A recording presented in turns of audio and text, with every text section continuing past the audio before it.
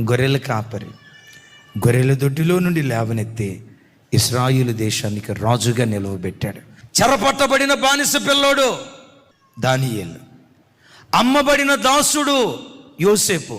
దాసునిగా వచ్చిన వాడు దాసునిగానే మిగిలిపోవాలి. దాసుని దాసునిగా దేవుడు వదిలిపెట్టల, ఆ దాసుని యజమానిగా దేవుడు నిలవబెట్టాడు. యవన తమ్ముళ్ళారా, నా చేతులెత్తి మిమ్మల్ని దీవిస్తున్నాను. పొట్టకూటి కోసం హైదరాబాద్ పట్టణానికి వచ్చారేమో. ఓ చిన్న కంపెనీలో ఎవరో ఒక యజమాని మీకు ఉద్యోగం ఇస్తే ఆ యజమాని దగ్గర బ్రతుకుతున్నారేమో. కానీ నీ మీద దేవునికి ఉన్న ప్రణాళిక ఏంటో తెలుసా?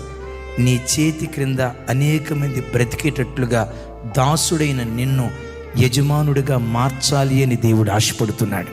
మిమ్మల్ని మెస్మరైజ్ చేయటానికి, భ్రమపరచడానికి నేను ఈ మాట చెప్పట్లేదు. నా దేవుని ప్రణాళిక నీవెక్కడున్నా తలగానే ఉండాలి.